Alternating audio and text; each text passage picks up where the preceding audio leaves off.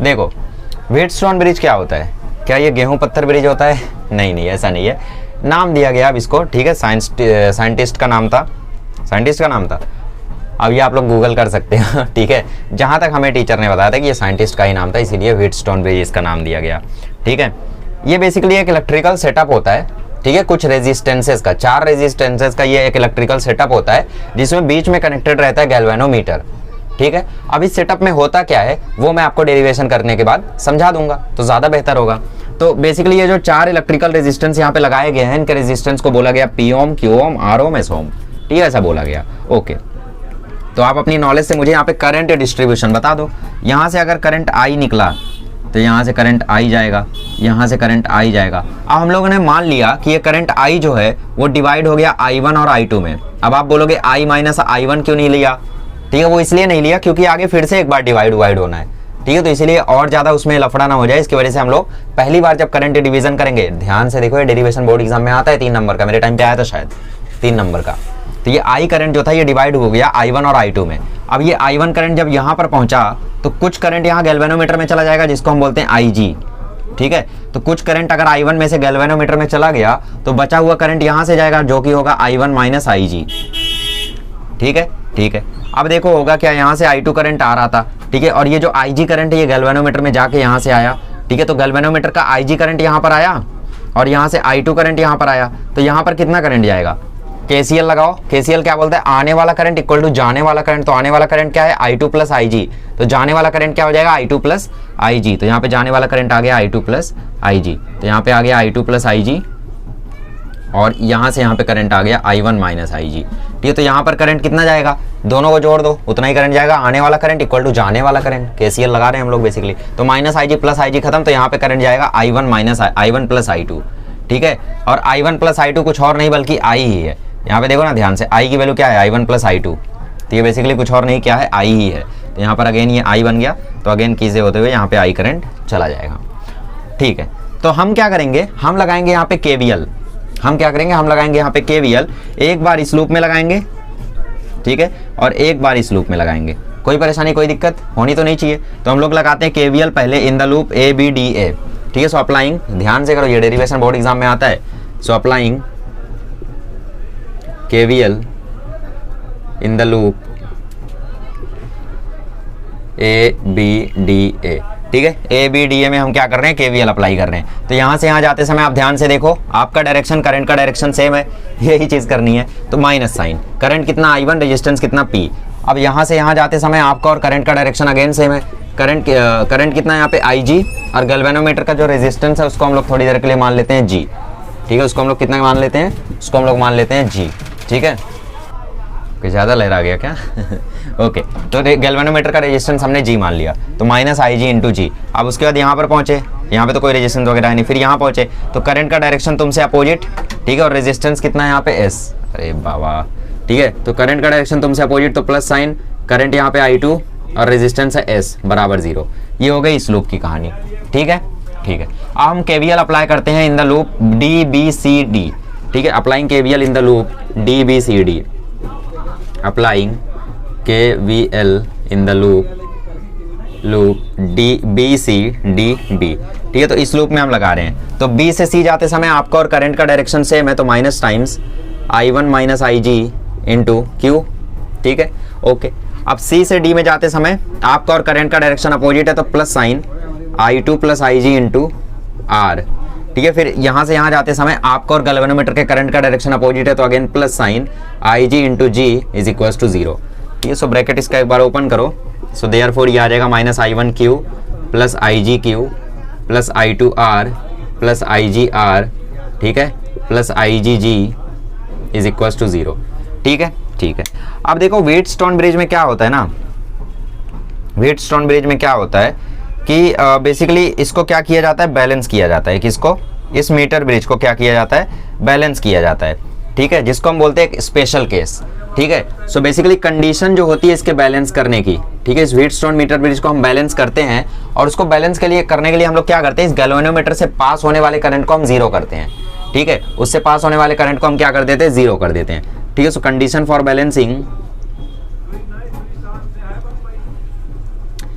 For balancing, is I G is equal to 0। तो जहां जहां आई जी है वहां तुम 0 पुट कर दो। देयरफॉर इक्वेशन 1 एंड 2 बिकम्स, ठीक है, इक्वेशन 1 और 2 में क्या हो जाएगा, आई जी की जगह 0 डालोगे तो ये क्वांटिटी उड़ जाएगी, तो यहाँ पे आ जाएगा -I1P प्लस I2S बराबर 0। ठीक है, ठीक है। सो देयरफॉर यहाँ पे तुम देखो I1P की वैल्यू इक्वल आ गई I2S के, ठीक है। तो I1 अपॉन I2 की वैल्यू किसके इक्वल आ गई, P अपॉन S के, सॉरी I1 अपॉन I2 की वैल्यू यहाँ पे आ गई S अपॉन P के इक्वल। ये हो गया तुम्हारा इक्वेशन 3, ठीक है। अब 2 में तुम IG को जब 0 पुट करोगे तो ये 0 हो जाएगा, ये 0 हो जाएगा और ये भी 0 हो जाएगा। तो इसका मतलब -I1Q जो है वो प्लस I2R के साथ 0 हो जाएगा। सो I1Q को वहाँ भेजो, सो I2R is equal to I1Q। अब यहाँ से जरा I1 अपॉन I2 की वैल्यू निकालो, तो यहाँ से I1 अपॉन I2 की वैल्यू आ जाएगी R अपॉन Q, ठीक है। ये हो गया तुम्हारा इक्वेशन 4, ठीक है। तो तुम यहाँ से देख पा रहे हो I1 अपॉन I2 की वैल्यू R अपॉन Q है और यहाँ पे I1 अपॉन I2 की वैल्यू S अपॉन P है, ठीक है। अगर ये नहीं जमता है कोई दिक्कत नहीं है, ये सब मत करो, ठीक है, नहीं समझ रहे हो तो इसको तुम डाल दो इक्वेशन 3, इसको तुम डाल दो इक्वेशन 4 और 1 और 3 और 4 को डिवाइड कर दो आपस में, ठीक है। क्या करो तुम 3 को 4 से डिवाइड कर दो, तो 3 को तुमने डिवाइड कर दिया 4 से, तो 3 को जब 4 से डिवाइड करोगे तो ये हो जाएगा I1P upon I1Q is equals to I2S upon I2R, ठीक है। तो I1 खत्म, I2 खत्म, clear. So therefore P upon Q is equals to S upon R, but better to remember this formula as PR equal to QS. This is called as the balanced condition for a Wheatstone bridge. This is called balanced condition for a Wheatstone bridge, ठीक है। अब इसका use क्या होता है, इसका use ये होता है जैसे तुम्हें एक कोई रेजिस्टेंस है जो तुम्हें नहीं पता है, तो तुम क्या करो, तुम उसको गैल्वेनोमीटर के सेटअप के साथ ऐसा मीटर ब्रिज में अरेंज करो, ठीक है, मीटर ब्रिज में अरेंज करो। उसके बाद तुम यहाँ पे 3 रेजिस्टेंस ऐसे डालो जिसकी वैल्यू तुम्हें पता है, मतलब तुमने कहीं पे ऐसे ढूंढा लेबोरेटरी में कुछ ऐसा किया, उसके बाद तुम्हें एक रेजिस्टर मिला या फिर एक रेजिस्टेंस बॉक्स मिला जिसमें तुम्हें पता करना है कि भाई इसकी रेजिस्टेंस कितनी है, ठीक है। जिसकी रेजिस्टेंस पे से जो लिखा हुआ रहता है कि भाई ये 10 ओम है वो मिट चुका है, ठीक है, फिर भी तुम्हें पता करना है कि वो कितना है। तो तुम क्या करोगे, उसको ऐसा अरेंजमेंट करोगे, 3 नॉन रेजिस्टेंस लगाओगे, PQS नॉन लगाओगे, R की जगह उसको लगा दोगे, या PSR की जगह नॉन लगाओगे, Q की जगह उसको लगा दोगे, ठीक है, ओके। तो उसके बाद क्या करोगे तुम्हें पता है कि भाई P upon Q equal to S upon R होगा, तो P upon Q equal to S upon R करके तुम R की वैल्यू आराम से कैलकुलेट कर सकते हो। अगर PQS पता है तो R की वैल्यू इजीली आ जाएगी। तो इसका यूज होता है नॉन रेजिस्टेंस वगैरह को कैलकुलेट करने में, जो कि हमारा एप्लीकेशन है व्हीटस्टोन ब्रिज का, दैट इज मीटर ब्रिज। उसको भी थोड़ी देर बाद कवर करेंगे, ठीक है। तो ये होता है मीटर ब्रिज का डेरिवेशन। आप लोगों को आएगा क्वेश्चन कि derive the balanced condition for a Wheatstone bridge. तो बैलेंस्ड कंडीशन क्या होती है कि सामने सामने रेजिस्टेंस का मल्टीप्लीकेशन इक्वल होता है, सिंपल, ठीक है। P upon Q equal to S upon R आज याद है, 5 मिनट बाद नहीं याद रहेगा। PR इक्वल टू QS आज याद है, कल नहीं याद रहेगा। लेकिन सामने सामने वाले रेजिस्टेंस का मल्टीप्लिकेशन इक्वल होता है, ये तुम्हें जिंदगी भर याद रहेगा। मुझे आज भी इससे ही याद है फॉर्मूला। तो सामने सामने रेजिस्टेंस मतलब क्या, P के सामने कौन है R, तो PR इक्वल टू QS होगा, simple, PR equal to QS होगा, ठीक है। अच्छा, तो ये मीटर ब्रिज, इसको व्हीटस्टोन ब्रिज हम लोग कब कहते हैं, जब IG 0 हो जाए, जब IG 0 हो जाए, ठीक है। वरना ये व्हीटस्टोन ब्रिज तो होगा लेकिन उसकी बैलेंस कंडीशन सेटिस्फाई नहीं होगी। अगर ये बैलेंस कंडीशन सेटिस्फाई होनी है तो IG को 0 होना ही पड़ेगा, ठीक है। Where IG must be equal to 0। अगर IG 0 नहीं है तो खुद सोचो ना, ये बैलेंस कंडीशन कैसे सेटिस्फाई होगी। जब IG 0 ही नहीं होगा तो ये एलिमिनेट ही नहीं होगा, तो ये रेशियो कहां से निकल के आएगा, ठीक है। तो इसकी एक बहुत ही इंपॉर्टेंट बात है कि भाई IG must be 0, IG must be 0 for PR equal to QS। ये PR इक्वल टू QS होने के लिए IG जो है वो मस्ट बी 0 होना चाहिए। अगर IG 0 नहीं है तो इसको व्हीटस्टोन ब्रिज तो हम बोलेंगे, लेकिन बैलेंस्ड व्हीटस्टोन ब्रिज हम इसको नहीं बोलेंगे, क्लियर। चलो, तो आई होप आप लोगों को चीजें समझ में आ गई होंगी, ठीक है। तो इसके ऊपर कैसे कैसे न्यूमेरिकल आते हैं वो मैं आप लोगों को बता देता हूँ। बहुत ही सिंपल न्यूमेरिकल्स आते हैं। जैसे आपकी टेक्स्ट बुक में यहाँ पे एक सॉल्व एग्जाम्पल दिया हुआ है, ठीक है। तो इस सॉल्व एग्जाम्पल में यहाँ पे बोल दिया गया है कि भाई बीच वाला जो यहाँ पे वायर है इसको ओपन सर्किट कर दिया गया। ओपन सर्किट कर दिया गया मतलब यहाँ पे क्या है, यहाँ पे कोई करंट पास नहीं हो रहा है, ठीक है, ठीक है। अच्छा नहीं, इसमें पूछ रहा है ब्रिज बैलेंस कब होगा। ब्रिज बैलेंस तभी होगा जब IG 0 हो जाए और ये रेशियो इक्वल हो जाए, ठीक है। तो यहाँ पे जो भी वैल्यू दी है उसको पुट करके सॉल्व कर दो, ठीक है। तो हमेशा PQRS नहीं आएगा, ये बस डेरिवेशन के लिए हम लोग यूज करते हैं। तो ये डेरिवेशन बहुत IMP अच्छे से लिख लो। चलो लिख लिए। चलो देखो वो वाला क्वेश्चन करा देता हूँ मैं, बहुत ही ज्यादा सिंपल है, उसमें कोई बड़ी बात नहीं है। ये देखो क्वेश्चन में क्या कह रहा है कि भाई बैलेंसिंग की कंडीशन क्या होगी अगर तुम्हारे व्हीटस्टोन ब्रिज में यहाँ पे रेजिस्टेंस है 1.36 किलो ओम, ठीक है, यहाँ पे रेजिस्टेंस है 1.36 किलो ओम, यहाँ पे रेजिस्टेंस पता नहीं है, ठीक है, क्यों बोल दिया इसको, यहाँ पे रेजिस्टेंस है 300 ओम और वहाँ पे 4.4 किलो ओम, यहाँ पे रेजिस्टेंस है 300 ओम और यहाँ पर रेजिस्टेंस है 4.4 किलो ओम, ठीक है। तो तुम्हें पता है कि भाई अगर ये बैलेंस्ड है तो यहाँ पे करंट क्या होना चाहिए, जीरो होना चाहिए, और यहाँ पे बोला भी है कि इसको क्या कर दिया गया, ओपन सर्किट कर दिया गया, तो यहाँ पे करंट ऑब्वियसली फ्लो नहीं कर रहा है, दैट इज जीरो है, ठीक है। तो अपोजिट का जो मल्टीप्लीकेशन है रेजिस्टेंस का वो इक्वल होगा, तो 1.36 इंटू 4.4, ध्यान रखना ये किलो ओम में दिया हुआ है, इंटू 4.4 किलो ओम, ये इक्वल होना चाहिए 300 ओम इंटू क्यू के, ठीक है, यही होना चाहिए, बैलेंस कंडीशन तो यही है ना, कि सामने सामने रेजिस्टेंस का मल्टीप्लिकेशन इक्वल होना चाहिए। तो किलो ओम है तो ओम में कन्वर्ट करो तो ये 1360 आ जाएगा, मल्टीप्लाइड बाय ये 4400 आ जाएगा और ये 300 क्यू आ जाएगा, ठीक है। एक जीरो से एक जीरो खत्म, दूसरे जीरो से दूसरा जीरो खत्म, 3 से ये खत्म, अच्छा नहीं खत्म होगा, ठीक है, रहने देते हैं, जिंदाबाद रहने देते हैं, 1360 और ये 3, देयरफॉर तुम्हारे क्यू की वैल्यू आ जाएगी 1360 इंटू 44/3, ठीक है। अब इसको किलो ओम में निकालना है तो 1000 से डिवाइड कर दो तो तुम्हारा फाइनल आंसर आ जाएगा, दैट इज कितना 119.94 इंटू 10⁻³ ओम, ठीक है। तो ऐसे ही सिंपल क्वेश्चंस आप लोगों को कई एग्जाम में पूछे जा चुके हैं, सीईटी में भी ऐसे ही सिंपल क्वेश्चन पूछता है, तो आप लोग ऐसे क्वेश्चंस का ध्यान रखना। जैसे 2-3 क्वेश्चन मैं भी पूछ लेता हूँ कि बच्चों अगर इसकी वैल्यू 2/r है, इसकी वैल्यू 5 है, इसकी वैल्यू 10 है, ठीक है, और इसकी वैल्यू 4 है, और ये एक बैलेंस्ड व्हीटस्टोन ब्रिज है, ये एक बैलेंस्ड व्हीटस्टोन ब्रिज है, so find the value of R, R question mark है इसमें, ठीक है। तो तुम्हें आर की वैल्यू मुझे पता करके बतानी है कि आर की वैल्यू कितनी होगी, तो मैं एक बार निकाल देता हूँ कहीं क्वेश्चन गलत ना हो जाए, नहीं सही है, ठीक है। तो आर की वैल्यू तुम्हें कैलकुलेट करके मुझे बतानी है, ठीक है, कुछ होमवर्क है तुम्हारा। अब आंसर मत कमेंट करना क्योंकि बहुत ही सिंपल इसका आंसर है, 0 पॉइंट समथिंग आएगा, हिंट भी दे दिया मैंने, अब चेक कर लेना, ठीक है। कमेंट करोगे तो क्या स्पैम होगा, कोई सेंस नहीं होगा, है ना, बाकी चलो ठीक है, कमेंट कर लेना, ओके। आगे बढ़ते हैं, अभी हम लोग देखते हैं एप्लीकेशन ऑफ व्हीटस्टोन ब्रिज। चलिए अभी हम लोग देखते हैं एप्लीकेशंस ऑफ व्हीटस्टोन ब्रिज, जिसमें सबसे पहला है मीटर ब्रिज। कभी आपको क्वेश्चन आया है कि एग्जाम में भाई मीटर ब्रिज का वर्किंग प्रिंसिपल क्या है, तो आप लिखोगे व्हीटस्टोन ब्रिज है, ठीक है। व्हीटस्टोन ब्रिज की जो बैलेंस कंडीशन है वही इसका वर्किंग प्रिंसिपल है, ठीक है। अच्छा, इसका नाम मीटर ब्रिज क्यों है, क्योंकि इसमें 1 मीटर की वायर यूज होती है, तो इसीलिए इसको बोलते हैं मीटर ब्रिज, ठीक है। बेसिकली हम लोग क्या करते हैं, 1 मीटर की एक वायर होती है, ठीक है, ध्यान से सुनना कंसेप्ट को, 1 मीटर की वायर होती है, ठीक है, उसको हम लोग एक वुडन बॉक्स पर रखते, मतलब एक बेसिकली लकड़ी पर रखते हैं। आप जब प्रैक्टिकल करने जाओगे तो मेरी बातें याद करना, तो तुम्हें वहाँ पे याद आता रहेगा, ठीक है। उसको हम लोग उस पर रखते हैं और उसको एक सर्किट से कनेक्ट करते हैं।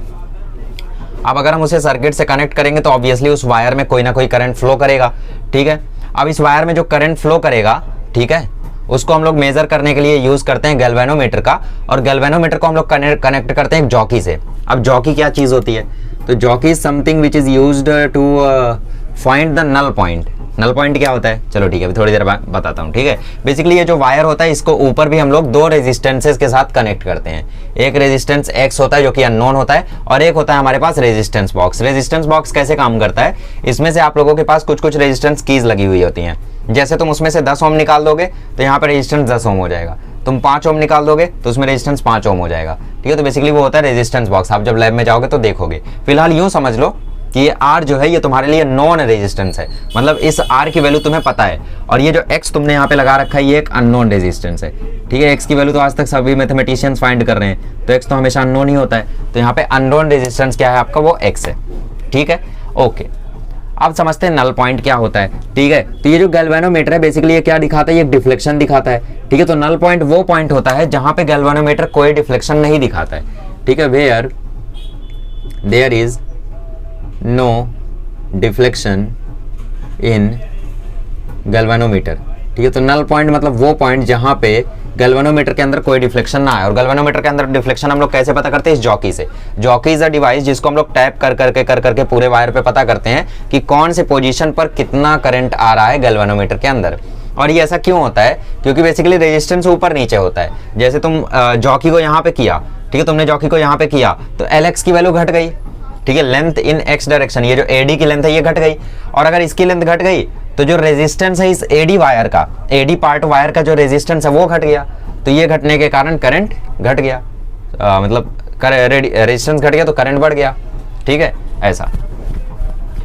ओके तो बेसिकली लेंथ घटने से रेजिस्टेंस घट गया, ऐसा होता है। तो जॉकी से हम लोग क्या करते हैं, पता करते हैं कि भाई कौन सा ऐसा पॉइंट है जहां पर बैलेंस्ड कंडीशन आ रही है।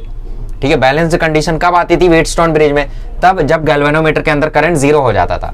इसीलिए हम लोग इसमें ढूंढते हैं नल पॉइंट। नल पॉइंट इसलिए ढूंढते हैं हम लोग ताकि हमें पता चल जाए कि भाई कौन सा ऐसा पोजीशन है जहां पे गैल्वेनोमीटर के अंदर कोई करंट नहीं फ्लो कर रहा है। क्योंकि जब गैल्वेनोमीटर के अंदर कोई करंट नहीं फ्लो करेगा तो ये व्हीटस्टोन ब्रिज ही तो हो गया। 1 2 3 4 रेजिस्टेंस। ठीक है, तो जो रेजिस्टेंस X होगा, ठीक है, बेसिकली ये क्या हो गया तब, when there is no deflection in galvanometer. ठीक है, गैल्वेनोमीटर के अंदर जब कोई डिफ्लेक्शन नहीं आएगा तो बेसिकली ये क्या हो गया, व्हीटस्टोन ब्रिज हो गया। It will act as Wheatstone bridge, act as balanced Wheatstone bridge, Wheatstone bridge. ठीक है, देयरफॉर जो रेजिस्टेंस होगा यहाँ पे X का मल्टीप्लाइड बाय जो रेजिस्टेंस होगा यहाँ पे dB का, वो इक्वल होगा जो रेजिस्टेंस होगा यहाँ पे AD का मल्टीप्लाइड बाय ये नॉन रेजिस्टेंस R। मतलब बेसिकली तुम कह सकते हो कि X अपॉन R जो है वो RAB अपॉन RDB के इक्वल आएगा। ये बैलेंस कंडीशन होती है। ठीक है, तो ऐसा आएगा। ठीक है, कब, जब यहाँ पे गैल्वेनोमीटर के अंदर करंट जीरो हो जाएगा। और वो कैसे पता चलेगा, इस जॉकी से। जॉकी को जब हम लोग वायर पे टच कराएंगे ना, सर्किट वगैरह ऑन करके, तो तुम देखोगे गैल्वेनोमीटर में डिफ्लेक्शन आएगा। और क्योंकि ये micro ampere, milli ampere, sorry मतलब बहुत ही कम अमाउंट का करंट होता है, माइक्रो एम्पियर्स में होता है, तो चांस कम है कि तुम्हें कुछ झटका वटका लगे अगर तुम हाथ भी रख दो। ठीक है, वैसे मैंने एम्पियर तो भाई बहुत बड़ा करंट होता है। ठीक है, तो जब मतलब हम लोग कॉलेज टाइम पे थे तो उस टाइम भी मुझे करंट लगा था, तो बहुत ही हल्का सा लगा था। और यहाँ मतलब इंजीनियरिंग कॉलेज में भी मुझे करंट लगा, ये वाला थोड़ा ज़्यादा था, लेकिन फिर भी ज़्यादा कुछ हुआ नहीं था। ठीक है, कोई दिक्कत नहीं होती। तो इसलिए एक्सपेरिमेंट कराते समय टीचर लोग भी हल्का छोड़ देते हैं। हालांकि ये experiment one of the hardest होता है। ऐसा क्यों होता है, क्योंकि बेसिकली इसमें अरेंज करना काफ़ी मुश्किल होता है। और टीचर ना इस टास्क को और बढ़ा देते हैं। वो क्या करते हैं, अननोन रेजिस्टेंस में 2 रेजिस्टेंस पैरेलल में जोड़ देते हैं। ठीक है, तो ये सब खैर आप प्रैक्टिकल में करोगे। तो मैं प्रे ही कर रहा था कि भाई काश ये वाला मुझे ना मिले। तो इसी के जैसा मुझे न्यूटन्स लॉ ऑफ कूलिंग मिल गया। मुझे आज भी याद है कि मैं न्यूटन्स लॉ ऑफ कूलिंग में जो रूम टेम्परेचर की वैल्यू है वो 40 डिग्री सेल्सियस लिख के आया था। ठीक है, जो कि मुंबई के हिसाब से काफ़ी ज़्यादा है। हालांकि गर्मी का समय चल ही रहा था, क्योंकि हमारे प्रैक्टिकल्स कब हुए थे, फरवरी के एंडिंग में, तो गर्मी का मौसम तो चल ही रहा था। खैर ठीक है, बट अब ठीक है, जो भी हुआ होगा। ठीक है, जहाँ तक मुझे पता है 29-28 तो मिला ही होगा। ओके, तो देखो यहाँ पे जो रेजिस्टेंस AB है उसको मैं क्या लिख सकता हूँ, उसको मैं लिख सकता हूँ RAB इक्वल टू रो, ठीक है, resistivity into length of AB upon area. ठीक है, जो रेजिस्टेंस DB है उसको मैं लिख सकता हूँ rho into length of DB upon area. अब क्योंकि यहाँ पे जो वायर है वो सेम है, वायर जो है वो सेम है, तो यहाँ पे यूनिफॉर्म क्रॉस सेक्शन एरिया होगा। मतलब सभी का जो क्रॉस सेक्शन एरिया होगा वायर का वो सेम होगा। वायर तो वही है ना, उसी वायर के तो 2 पार्ट किए जा रहे हैं, AD और DB। ठीक है, जो लेंथ AB है उसको मैं क्या लिख सकता हूँ, उसको यहाँ के हिसाब से मैं लिख सकता हूँ LX। तो RAB हो जाएगा LX upon rho into LX upon A। और RDB क्या हो जाएगा, RDB हो जाएगा rho into LR upon A। ठीक है, अब तुम्हें पता है क्योंकि वायर तो वही है, तो अगर वायर वही है तो रेजिस्टिविटी वही होगी और एरिया ऑफ क्रॉस सेक्शन भी वही होगा। ठीक है, तो RAP अपॉन RDB का जब रेशियो निकालोगे तुम, तो X upon R is equal to RAB का रेशियो क्या आ जाएगा, रो LX अपॉन A, और RDB की जगह आ जाएगा रो LR अपॉन A। ठीक है, सो रो अपॉन A और रो अपॉन A कैंसिल हो गया, तो X अपॉन R की वैल्यू आ जाएगी यहाँ पे LX अपॉन LR। ठीक है, अब देखो जब तुम एक्सपेरिमेंट परफॉर्म करोगे तो तुम्हें पहले तो पता ही होगा कि भाई रेजिस्टेंस बॉक्स से तुमने यहाँ पे कितना रेजिस्टेंस अप्लाई कर रखा है, ये तो पता ही होगा। उसके बाद तुम जब जॉकी टैप करोगे तो नल पॉइंट तुम्हें पता ही चलेगा। मान लो नल पॉइंट आ रहा है 34 सेंटीमीटर पे। ये कितने का होता है, ये 100 सेंटीमीटर का होता है, 1 मीटर का होता है, इसलिए इसको मीटर ब्रिज बोलते हैं ना। तो मान लो तुमने जॉकी टैप करके जो नल पॉइंट है वो ऑब्टेन किया कहीं 44 सेंटीमीटर पे। ठीक है, तो इसका मतलब ये होगा कि जो LX की वैल्यू है वो 44 हो जाएगी, तो LR की वैल्यू 56 हो जाएगी। तो तुम्हें LX भी पता है, LR भी पता है, R भी पता है, तो तुम X निकाल ही लोगे बाय यूजिंग दिस फॉर्मूला। तो बस यही होता है कंसेप्ट ऑफ मीटर ब्रिज। ठीक है, बहुत ही सिंपल सी चीज़ है, आई होप आप लोगों को समझ में आ गई होगी। ठीक है, this is how you can calculate X का सीधा सीधा इन्होंने फॉर्मूला भी दिया है। हालांकि मैं तो रिकमेंड नहीं करूंगा कि आप फॉर्मूला रटो। आप क्या करो, आप सिंपली ऐसे याद रखो ना कि भाई अपोजिट का मल्टीप्लीकेशन इक्वल होता है, तो X इंटू LR जो है वो इक्वल होगा LX इंटू R के। ठीक है, तो X इंटू LR जो है वो इक्वल होगा LX इंटू R के। तो X की वैल्यू आ जाएगी LX upon LR into R। That's it, simple, वही तो बात है। ठीक है, बात तो वही है ना। तो ये डिराइव करने आ सकता है आप लोगों का कि derive the condition for the metre bridge. ठीक है, समझ में आ गया। तो इस तरीके से आप लोग कैलकुलेशन वगैरह कर सकते हो। ठीक है, अब देखो मीटर ब्रिज में एरर के कुछ सोर्सेज होते हैं। एक सोर्स तो ये होता है कि अगर आप वायर को लगातार यूज कर रहे हो, ठीक है,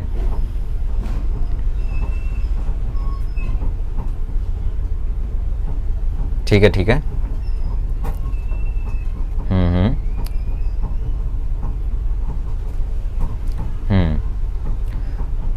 ओके। तो बेसिकली देखो sources of error, metre bridge में एरर कैसे कैसे हो सकता है। सबसे पहला एरर यूं हो सकता है कि तुमने जो वायर चुना है वो वायर में चांसेस है कि भाई उसका जो एरिया ऑफ क्रॉस सेक्शन है वो सेम ना रहे। इसका 2-3 रीजन हो सकता है। पहला रीजन तो ये कि भाई सेम वायर तुमने इतने दिनों से यूज किया है, तो चांसेस ये है कि उस वायर में थोड़ा बहुत दिक्कत आ ही गया हो, है ना। तो एरिया ऑफ क्रॉस सेक्शन हर जगह यूनिफॉर्म ना हो। तो अगर area of cross section uniform नहीं है तो तुमने या तो यहाँ पे रो अपॉन कैंसिल कर दिया, तो ये तो नहीं करना चाहिए था, बट तुमने कर दिया है ना।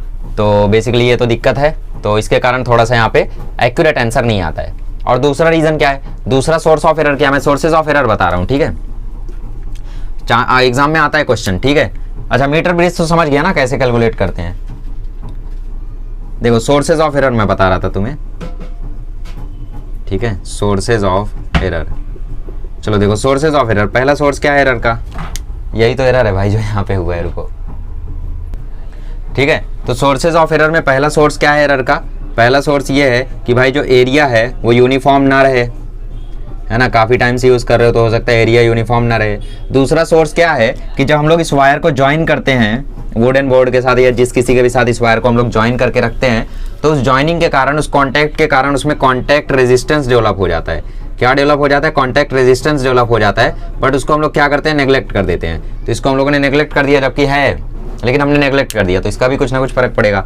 तीसरा ये है कि भाई जो नल पॉइंट हम ऑब्टेन करते हैं, ठीक है, हमने जॉकी टाइप कर करके नल पॉइंट ऑब्टेन किया, तो कई बार ऐसा होता है कि हमने 34 पे रखा तो नल पॉइंट नहीं आ रहा है, फिर हमने 44 पे रखा तो नल पॉइंट नहीं आ रहा है। तो हो क्या रहा है, 0 से थोड़ा इधर हो रहा है गैल्वेनोमीटर, फिर 0 से थोड़ा उधर हो रहा है गैल्वेनोमीटर, ठीक है। नल पॉइंट आ नहीं रहा है, बट वो इधर उधर ऐसे थोड़ा बहुत हो रहा है, ठीक है। तो इसकी वजह से हम क्या कर देते हैं, हम नल पॉइंट 34 और 44 के बीच में कहीं पर लिख देते हैं। मतलब हम क्या करते हैं कि जो मेजरमेंट होती है LXLR की, वो हम लोग एक्यूरेट नहीं लेते हैं, ठीक है, वो हम लोग एक्यूरेट नहीं लेते हैं। तो यहाँ से एक एरर हो सकता है, हालांकि ये तो मैन मेड एरर है, तो ये आप लोग नेग्लेक्ट कर सकते हो, लेकिन ये 2 एरर आप नेग्लेक्ट नहीं कर सकते, ठीक है। तो एरर को मिनिमाइज करने का 3-4 तरीका यहाँ पे दिया हुआ है, ठीक है। पहला तरीका ये है एरर को मिनिमाइज करने का कि नल पॉइंट जो है वो आप लोग मिडल में रखो।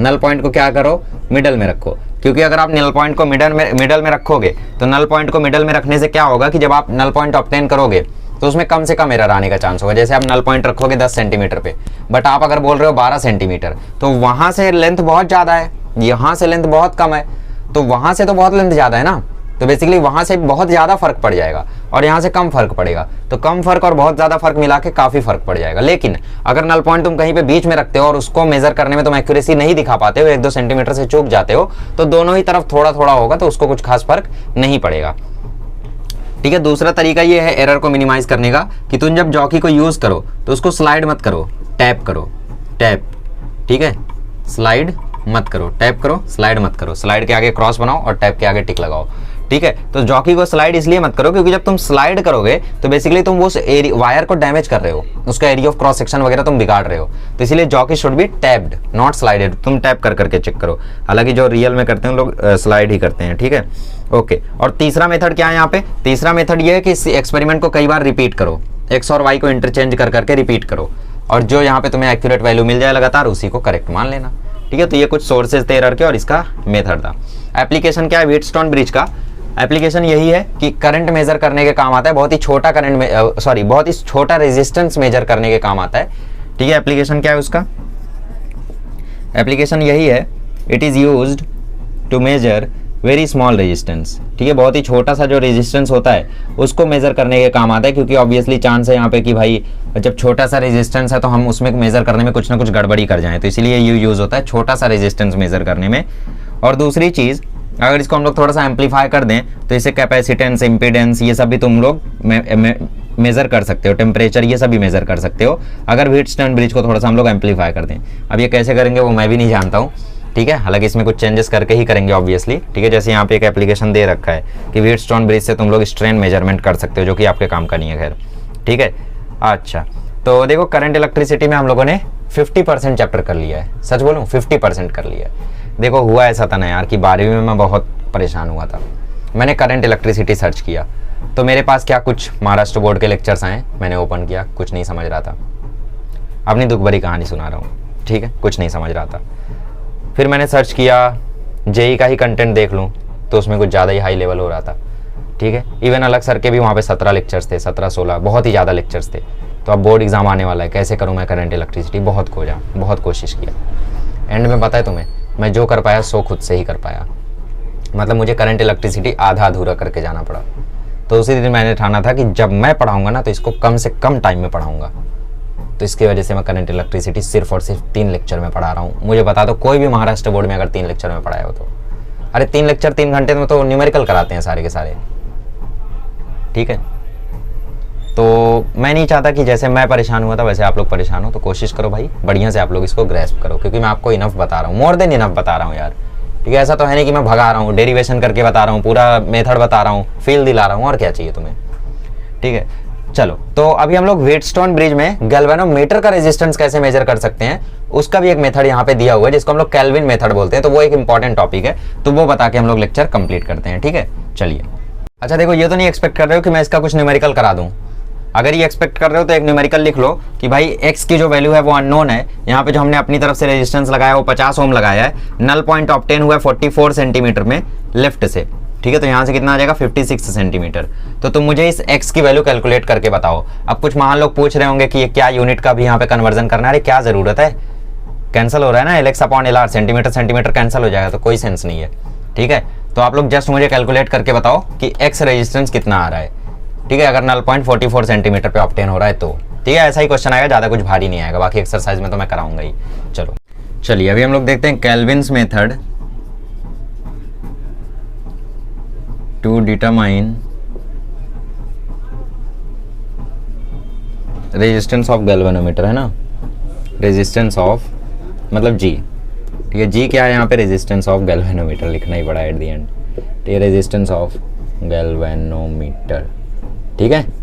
क्या मेथड है केल्विन का, उन्होंने बोला कि जैसे तुमने अभी अननोन रेजिस्टेंस और नॉन रेजिस्टेंस पुटअप किया था ना, वैसे तुम क्या करो, यहाँ पे गैल्वेनोमीटर को पुटअप कर दो और यहाँ पे क्या करो तुम, यहाँ पे नॉन रेजिस्टेंस आर पुट कर दो, वही रेजिस्टेंस बॉक्स, ठीक है। उसके बाद क्या करो, इसको वही अपने मीटर ब्रिज से कनेक्ट कर दो, है ना, मीटर ब्रिज से इसको कनेक्ट कर दो। अरे यार, ठीक है, डायग्राम बनाओ फटाफट, ठीक है। यहाँ पे जी, ठीक है, फिर यहाँ पे आपका नॉन रेजिस्टेंस आर, इसको आपने कनेक्ट किया, ठीक है। यहाँ पे आपने लगाया 100 सेंटीमीटर, ठीक है। उसके बाद जॉकी से आपने टैप करना शुरू किया और एक जगह तो होगी जहाँ पे आप लोगों का डिफ्लेक्शन 0 हो जाएगा, ठीक है। ये जॉकी है आपकी, तो जॉकी से जहाँ पे भी डिफ्लेक्शन 0 होगा तो इसको लेंथ को बोलते हैं लेंथ ऑफ गैल्वेनोमीटर, इसको बोलते हैं लेंथ ऑफ आर, ठीक है। और आप लोग जानते हैं ये टोटल कितना होता है, ये टोटल होता है 100 सेंटीमीटर का, ठीक है। सो आपको पता है कि अगर आप ऐसा करोगे तो G इंटू LR जो है, या फिर GLR जो है वो इक्वल आएगा RLG के, ठीक है। सो देयरफॉर जो G अपॉन R है उसकी वैल्यू आएगी LR अपॉन LG के इक्वल, ठीक है। सो देयरफॉर जो G की वैल्यू आएगी वो इक्वल आ जाएगी LR upon LG into R के।